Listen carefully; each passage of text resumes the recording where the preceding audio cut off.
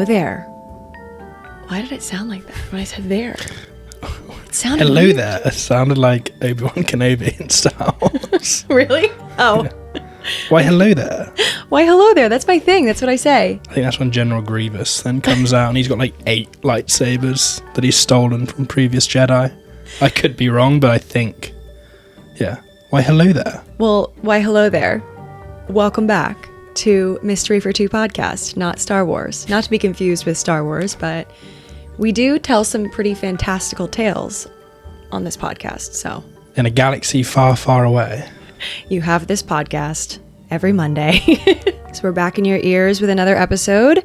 Before we get into the story, I want to introduce a new segment, if you will, to the podcast where Jack asks you guys a question every week, and the floor is his. He can ask whatever question he wants to you guys, however creative he wants it to be, and you guys will answer said question in the comments on YouTube, Spotify, Apple, wherever you're listening. Katie is slowly releasing more and more responsibility to me on this podcast. Yeah, Dangerous. I feel like I'm just like constantly talking on this podcast, which I guess is kind of the point, but I want to give you your own segment, Jack. So My first question is, in 2025, what was the best TV show you watched or streamed? okay. It doesn't have to be a new show. You might have been, catching up on an oldie. For example, once we finish Bones is our show at the moment, you have committed to watching Breaking Bad with me. I have. I said, I for whatever reason, I've never watched it. And that show was out. The start. I was still living in England when that show came out. Yeah. I would illegally use a VPN to get US Netflix. Okay. So I could watch the episodes like a few hours before. Because for whatever reason, in the US, they came out first before England. Okay, so Which you think would be the opposite because England's ahead with the time zone. But it was something like in the UK, they came out on a Sunday, whereas in the US, they came out on a Saturday. Something like that. But yeah, I'd be in England using my tech to get my fix of Breaking Bad. So yeah, would love to hear the show you most enjoyed in 2025, given we're just getting rolling here in 2026. Yeah, it's not fair to be like, what's your favorite show of 2026? Because it's only been like 2 weeks. What was the favorite thing? And you know what? It could be a movie as well. We'll open up to movie. No, that's too big. That's No, too... just show. Actually, you know what? It's your question. I'm trying to be... Yeah, look at this. Already just trying to, steal my thunder. Steal my question. My resolution for 2026 is to be less of a control freak, so let's see how I do with that. Okay, so let's dive into today's story. So, one question. So now I have a question. Do you like chowder? Do you like chowder, listeners? Jack, do you like chowder? So, chowder's a very American thing. Okay, like a lobster chowder, to be specific.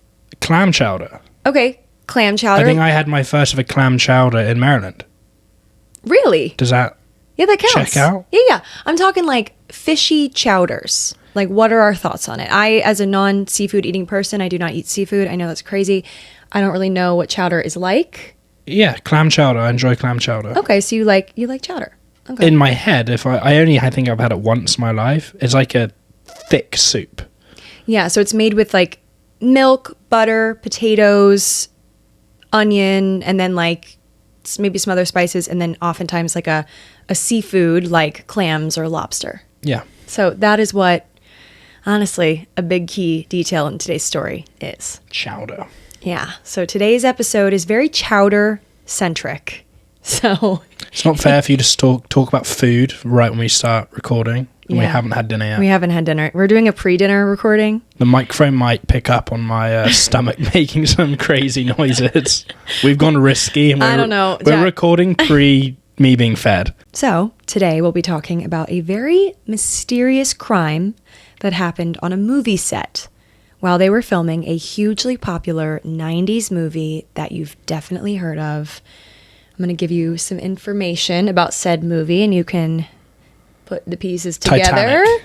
So it's a 90s movie about 2 people who fall for each other while traveling to America. Things are going really great until the whole trip suddenly goes very, very wrong.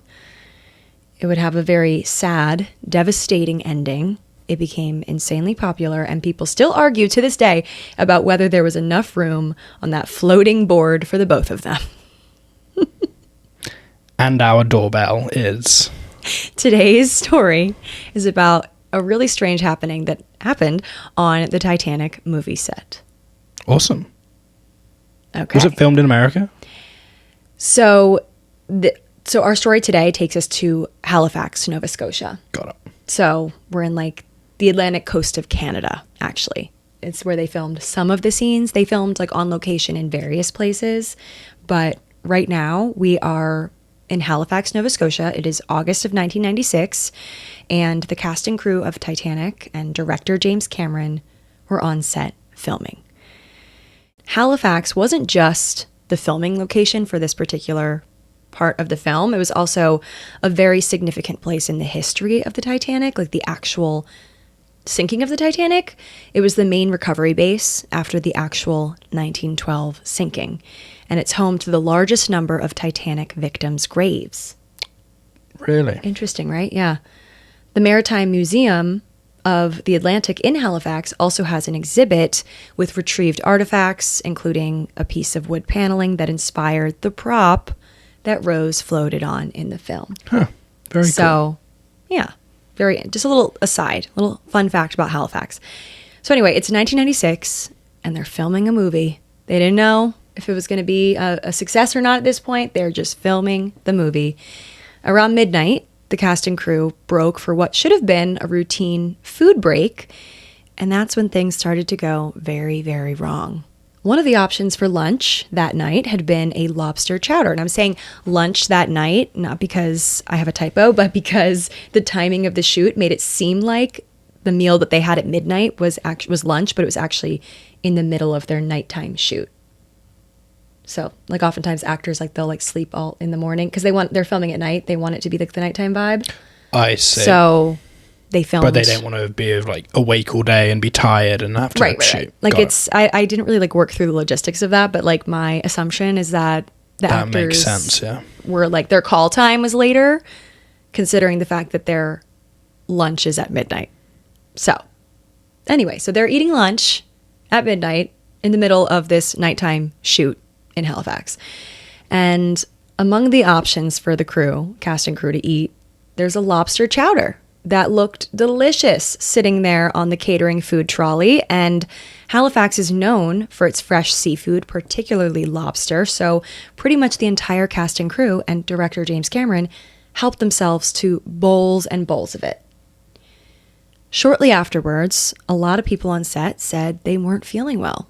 About 80 people were saying this. So it was a large film set. Some bad lobster. A lot of people. They said they felt lightheaded and just not quite right after the lunch break. Bill Paxton, who played Brock Lovett, a deep sea treasure hunter in the movie, didn't typically eat the catering on the Titanic set, but that night, for some reason, he decided to join James Cameron for a bowl of the chowder. It just looked that good, and like I said, Halifax is known for their lobster, so people are like, oh, you gotta try this, like while we're here, when in Rome, gotta try it. Within 15 minutes after eating the chowder, Bill said the crew was all milling about. Some people were laughing, some people were crying, some people were throwing up.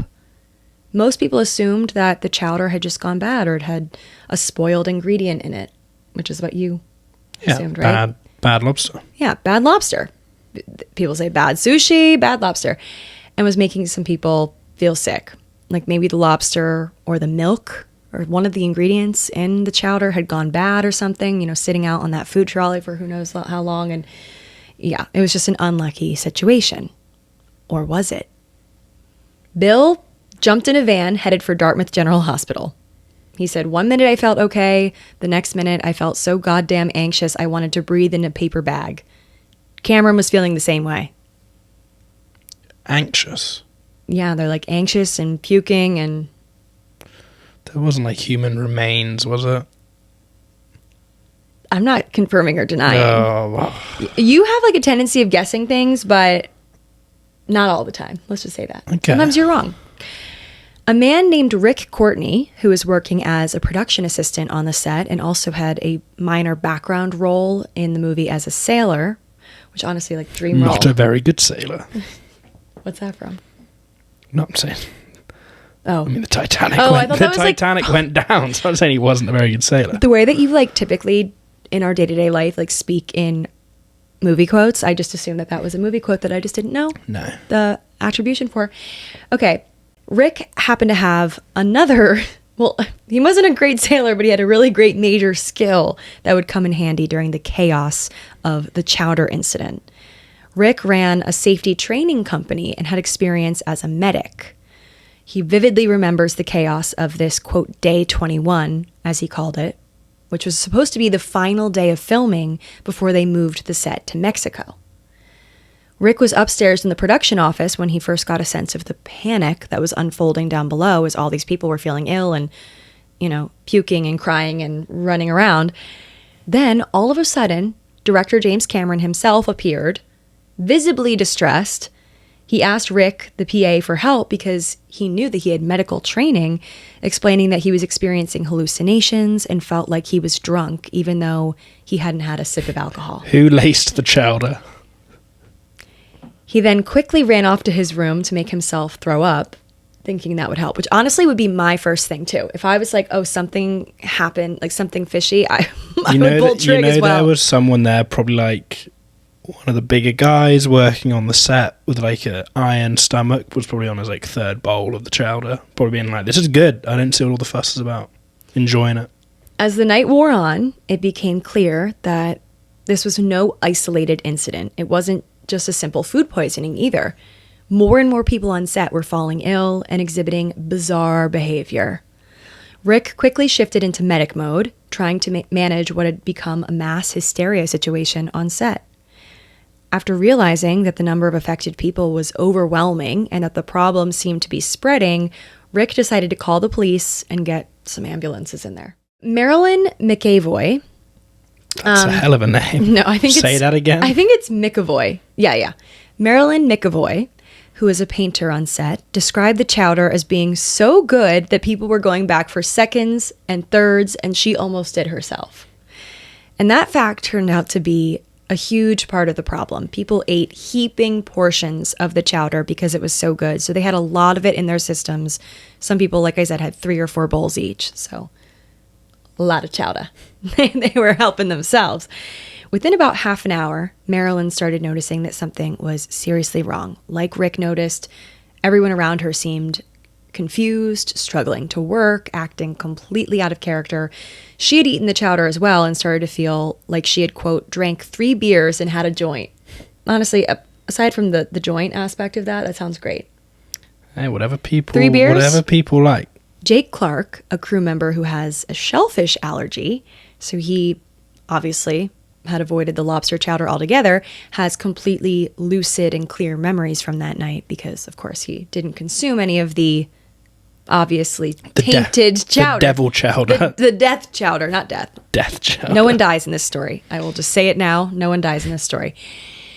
Anyway, so Jake remembers being in a room with the camera and lighting crew members when this was all going down. And one of them, a massive guy around 6'4", so kind of like what you were referring to earlier, this like big guy around 6'4", who had had multiple bowls of the chowder, suddenly started acting hyper and panicked. He turned to everyone and asked, "Do you guys feel okay? Because I don't. I feel like I'm on something, and believe me, I would know." And just as this was happening, Jake and the others watched James Cameron sprint past the doorway. So similar, we're getting kind of perspectives from everyone at the set. Like we have Rick's perspective seeing James Cameron fly by and ask him, for help before pulling trig. But now once again, we see James Cameron sprinting past the doorway, shouting something like, "There's something in me, get it out." Like, I know it's like, sounds like a funny situation unfolding, but can you imagine how terrifying, like a lot of these people are like from Los Angeles, like in Halifax, at night, at midnight, and like absolute chaos is unfolding around you. Yeah, I mean, it doesn't. Like it's doesn't really sound crazy. like your typical, undercooked chicken, and you're on the toilet for an hour or so. It sounds a bit worse than that. Have you ever had food poisoning? Many times. What was like? What got you? The one I remember it was completely my own fault. I was in college and I'd had Chinese the day before and I didn't eat it all, so I had Chinese, took some of it in a to-go box, and I was an idiot and I didn't put it in the fridge. I just kind of left it, you know, by my bedside table or whatever. It's college, so bedside table. You're kind of gross. Bedside table Chinese. Or just whatever. And well, the worst part about it was my parents were actually coming in because I had a soccer game the next day. I had more of the Chinese and I basically felt so lightheaded and, you know, other things were happening at a scary pace.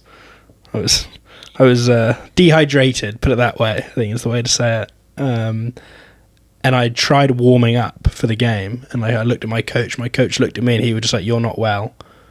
Yeah, I was 24 hours completely out of it. Food poisoning is no joke. I feel like most of us, I would say most of us have been there, so we know how it feels. But this obviously seems like a whole different situation. So everyone comes out from the various rooms that they were in on the set, and were watching the chaos unfold. The people who had eaten the chowder were quite literally rolling around on the ground, completely out of it. Some of them said that they were seeing psychedelic colors and shapes. Some were having vivid flashbacks and were getting emotional. And these kinds of reactions weren't typical for a classic food poisoning. You know, you're usually like just feeling extremely ill, sweaty, things are coming out, both ends. But on the set, people started to think like, oh, there's something a bit more suspicious going on here. And they would be right. An assistant director on the set who either hadn't eaten the chowder or randomly didn't suffer any effects, so they had their wits about them, decided to take action. They're like, chaos is unfolding. Literally, the director himself is like screaming things like, get it out of me. So like someone's gotta take charge. It's like LSD or something. This person divided everybody, all of the cast and crew, into two groups. The good crew on one side and the bad crew on the other, so they could keep track of who was feeling unwell. And the good side were the people who weren't reacting strangely, while the bad side crew was the side that was like really going through it.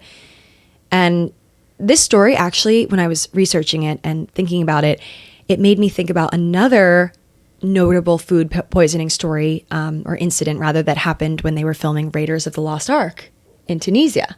Tunisia.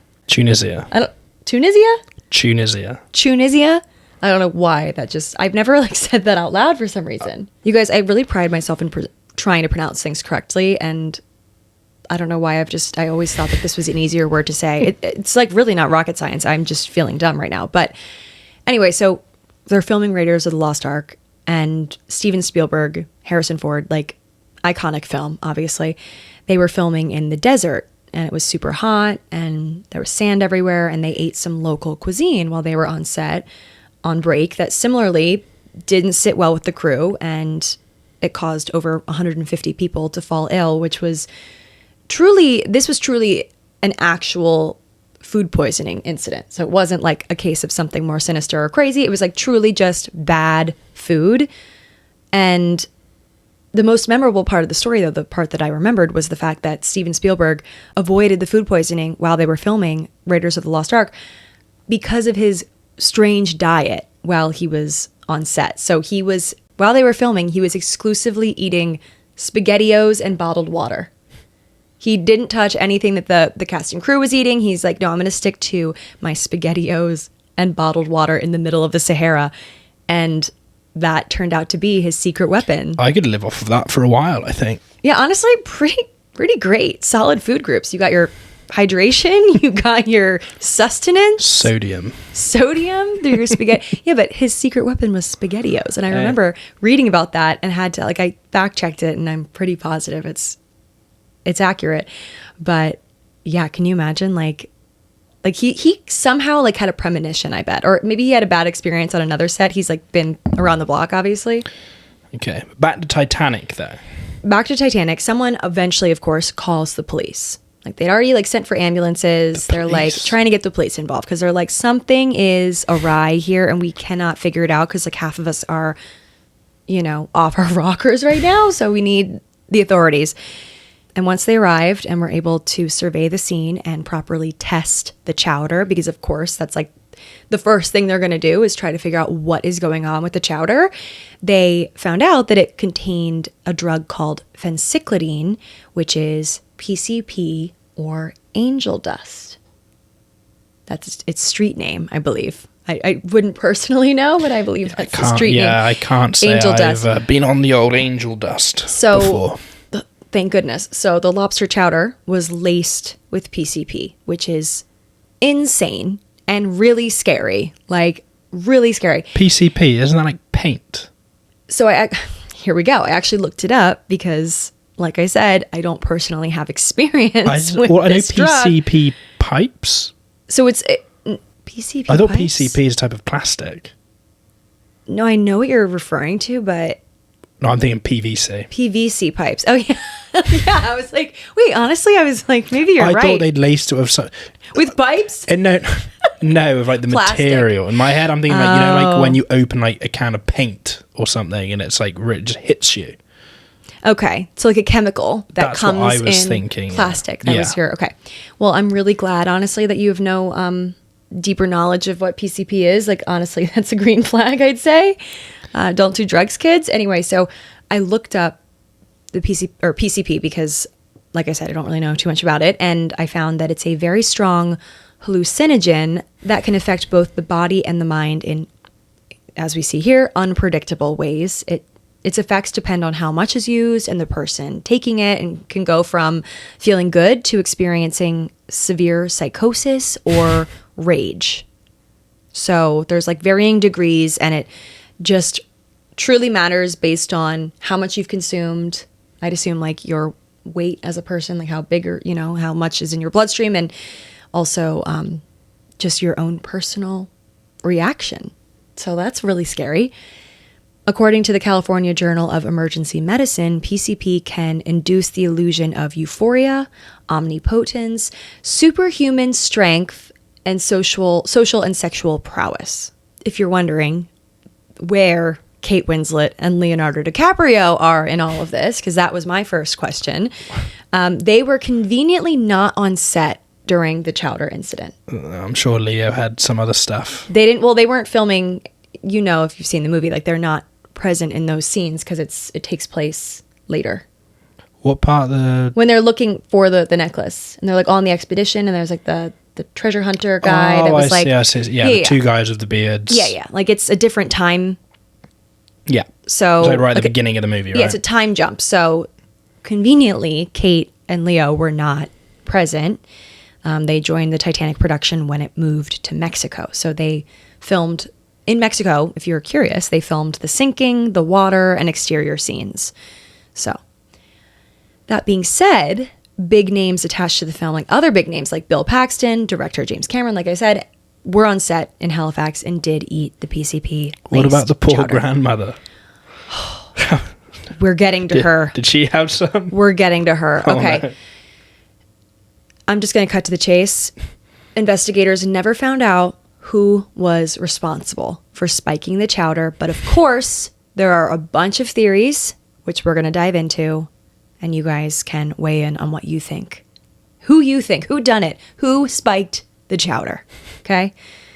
Some suspected, this was one of the theories, that the culprit was a disgruntled chef, but other people think that a crew member was attempting to get revenge on James Cameron, who has a reputation for being a difficult director to work with. The catering company, which is like a local catering company, vehemently denied doing anything suspicious to the lobster chowder. That's harsh. Like, if you've got a problem with one person, why have you got to take down the whole crew? That's the thing. That's harsh. It wasn't an isolated attack. Like, if you want to take it out on one person, just lace their don't do things like that, because that's illegal and really scary. But like, if you're gonna target a person, like, don't target everybody else in the process. Innocent bystanders. Literally, like. And again, they didn't actually in the end find out who the target was. But anyway, I have some really good theories here. So keep listening, okay? Because I think I know. But like I said, so like the catering company denied having anything to do with it. And like, it's, you know, if it truly was nothing to do with them, like that's pretty unfortunate for their business. Like I'm sure, you know, word travels that they served tainted chowder in Nova Scotia to a big film set, like not great for business. But a third possibility of the situation, like who did it, who done it, is could it have been a prank gone wrong? Like I said, they were on their last day of filming before they were moving to Mexico. They've all gotten to be very close with one another. They're like partiers from California, some of them maybe, like who knows. But when James Cameron was interviewed by the Calgary Herald, he said, "The mystery was never solved. We never found the culprit, but this was a serious crime. Someone could have died." He later said to Vanity Fair, "We had fired a crew member the day before because they were creating trouble with the caterers. So we believe the poisoning was this idiot's plan to get back at the caterers, whom of course we promptly fired the next day, so it worked." So on the flip side though, one witness on set told police that one of the catering workers had been removed from the set for selling drugs a few days prior. But officers couldn't confirm that worker's identity. The Titanic plug. Most people that were present for the Chowder incident said that it was an inside job, they think. Like someone on set had a grievance and took it out on everyone. But then again, like I said earlier, a few people think it was a prank that went wrong. Gloria Stewart, the 87-year-old woman who plays Rose, or older Rose, rather, in the movie, thankfully decided she didn't want the chowder that night. Maybe Gloria. She passed on the chowder and therefore was spared. Like, she didn't ingest any PCP. Like, as an 87-year-old woman, like, she might not who have made knows it. what that would have done to her. Thank God Gloria was like, I'm not in the mood for the chowder tonight. What does she says? It's been 84 years. Yeah. I think it's 84.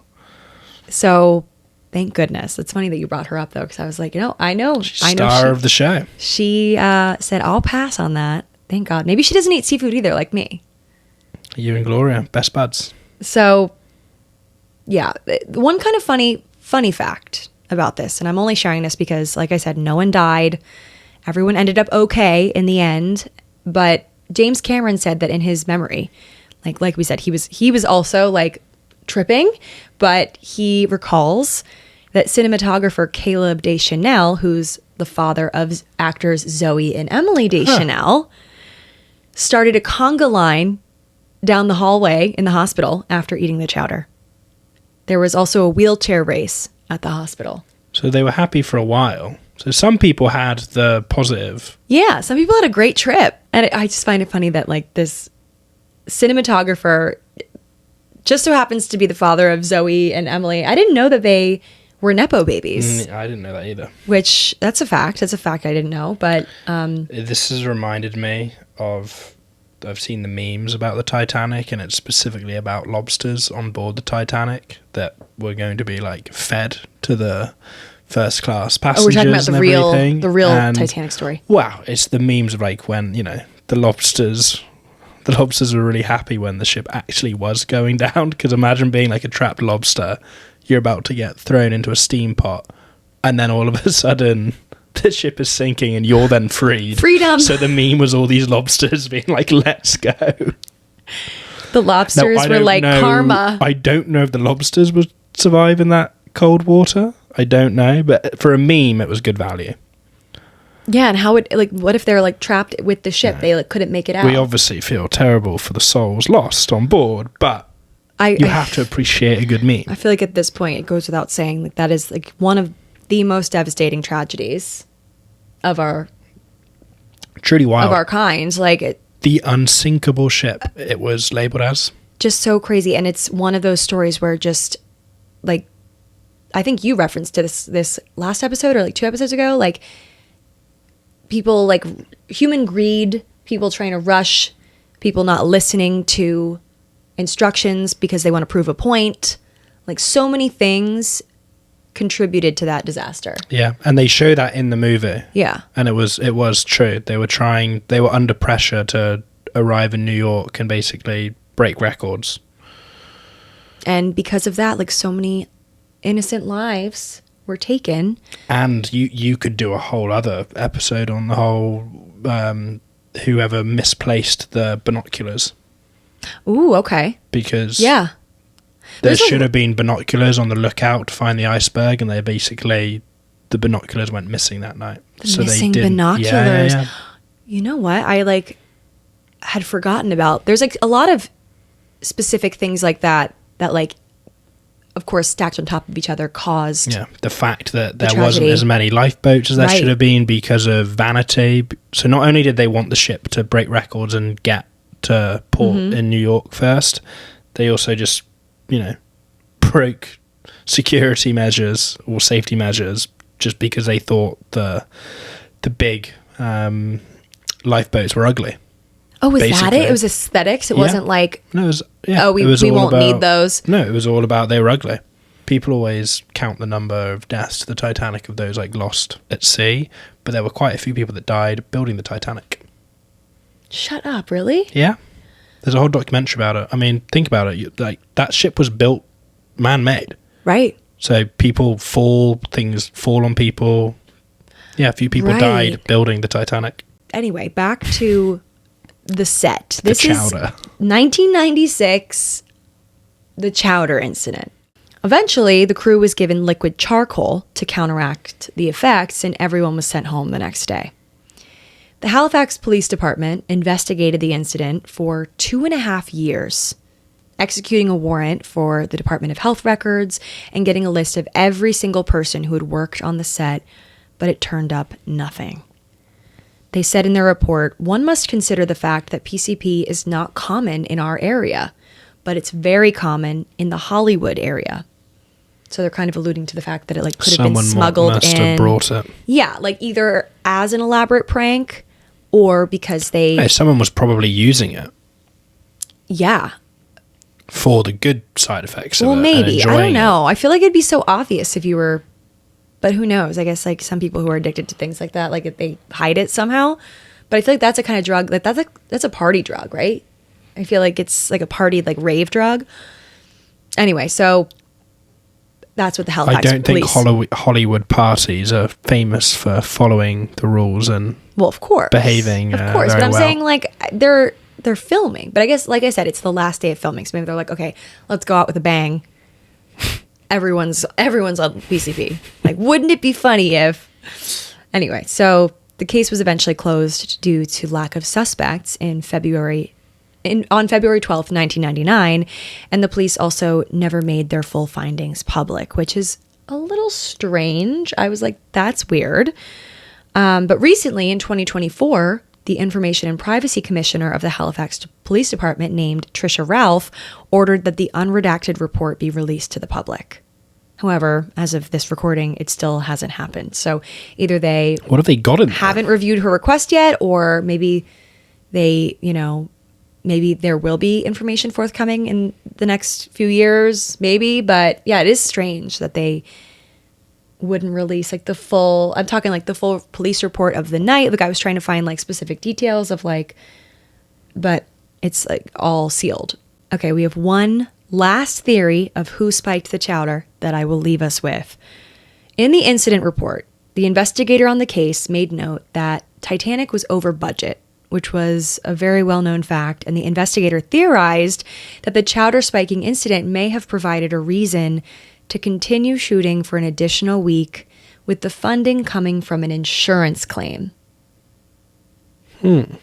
So they would be able to continue filming, and the budget would be supplemented by... Because they'd say we couldn't have fit... We had to take 2 days off because of these circumstances. Half the squad is seeing horns and stuff. And clearly, we're not faking it. Look at this. Everyone's taking this charcoal thing. Medically, we can prove it. Right.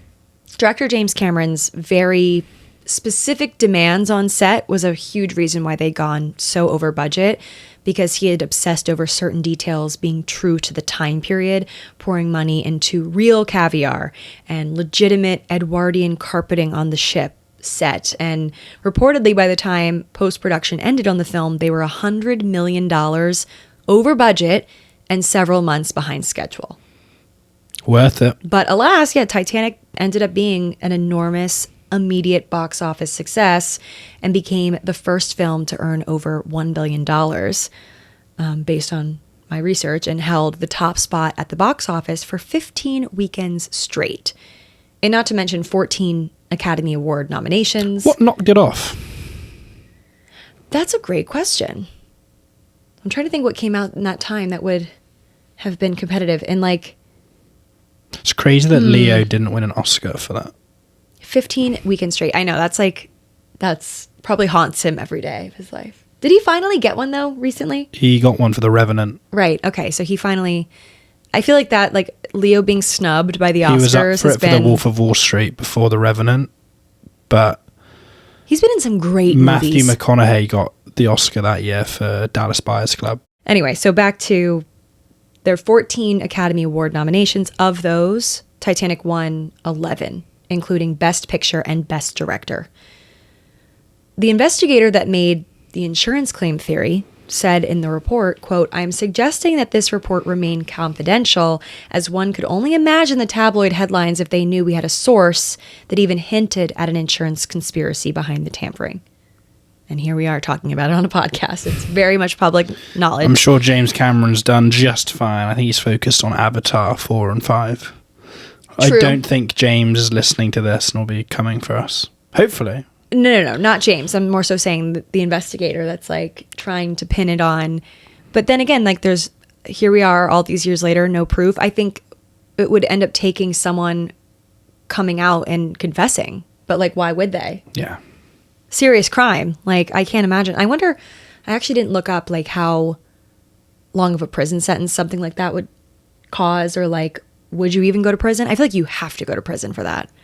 Even if no one died. It was poisoning. Like, without, like, giving someone a substance like that without their consent is a very serious crime. So, like, I can't imagine. I wonder what type of prison sentence that would carry. But, yeah, who do you think did it, listeners? Who do you think did it, Jack? What theory do you think? I think what really hits home is that clearly it wasn't an easy, accessible drug in the local area, so it definitely was brought over. Mm-hmm. And I don't think this doesn't sound like something that was like really planned, like, I'm going to bring this over and after we shoot on the final day. Yeah, it was convenient that it was the final day. All the other stories are, you know, kind of revenge stories. They got fired, etc., etc. You wouldn't have the time just to go, boom, I need this thing. Mm-hmm. This, to me, sounds like final day celebrations. Let's get a little bit wild. Yeah. And whoever did it, you know, so when you're seasoning the chicken, they put a bit too much seasoning in the chowder, I think. But the seasoning was not garlic, salt, or pepper. Yeah, a little bit stronger than that. It was PCP. It was just a little piece, just a delicate just a little bit of PCP. pepper. But it's giving like all the movies where the like popular kid in high school would like spike the punch at the school dance. Like that is the like vibe a weed brownie or something. Yeah, but like in that case, it's like some like cheap vodka. But in this case, it's like this crazy drug that like could have killed people. Like a very serious. But I think you just got to go back. We're talking about Hollywood in the 90s, and you've only got to look at the preceding decades and how. Do you hear the police coming? They're coming. They're coming for us for leaking this story. So I have one final theory. You thought I was done. I am not done. One thing you'll know about me is I'm never done. If you believe in the supernatural, there is one more theory, one more potential. Could it have been a spooky supernatural occurrence where some of the passengers came to mess with the people making the film?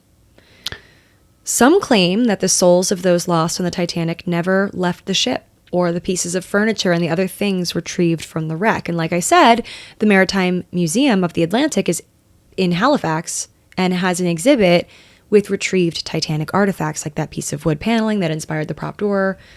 And visitors of the various museums where Titanic relics are displayed report sudden chills, feelings of grief, like the sound of footsteps in empty exhibit halls.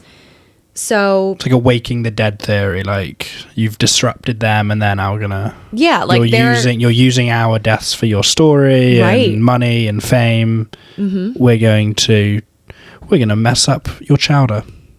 Yeah. No, unfortunately, some guy or gal that had been worked their finger to the bone for months probably filming just wanted to get loose on the last day and got a little bit too loose. Well, that is my theory. The one theory that I talked about earlier where there was like an issue with the catering company and like someone, like one of the either cast or crew, probably crew, got fired by the Titanic set because they were like fighting with the caterer. Maybe their like last thing before they left, got escorted back to Los Angeles, was let me make the caterers look really bad by poisoning the chowder, or like spiking the chowder rather, with PCP. And like maybe that was, I like, honestly, that feels valid. Like it could be for sure the reason, because a prank like that is my like initial, or was my initial theory when I was researching this, like, oh, it has to be like last day of filming prank. But also like it's very devious, and like you don't know how someone's going to react to a drug, and it wasn't a controlled amount because people were eating 3 to 4 bowls of this chowder. Like that seems like something that someone would do if they have a vendetta against even just one person, but just wants to take it out on everyone as like a statement to be like, fuck you guys. But I won't be ordering chowder for dinner tonight, that's for sure. I'm no longer in the soup mood. I was in the soup mood for dinner, but now and I'm not in the Chinese mood either, because I've regurgitated my story of... Oh, what a word choice there. What a word to choose to use in that sentence. Oh my God. Well, I hope you guys thought this story was interesting. Maybe you've never heard of it before and you were like, really? Like how... Honestly, I feel like despite the fact that it seems like James Cameron talked to literally every publication because there were so many articles on it, like I feel like it's a story that hasn't, or at least for me, I haven't felt like it's resurfaced in recent years, and so I had never heard of it. But neither had I. Here we are sharing it on Mystery for Two. That's, you guys, you never know what you're going to get with this podcast week after week. You never know what you're going to get. But thank you guys for listening. Don't forget to answer Jack's question. Yeah, please do. Otherwise, I'll be very upset. I don't like being ignored. You heard it from him. You heard it directly from him. So thank you guys for listening, and we will talk to you guys all next Monday. Bye. Cheers.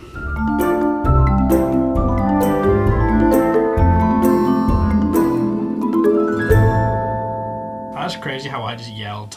I yelled Titanic because we've mentioned on many other episodes, and I'm just like, Titanic. Yeah. I didn't actually think it was going to be about Titanic. Well, it was. That's so funny. Guess again.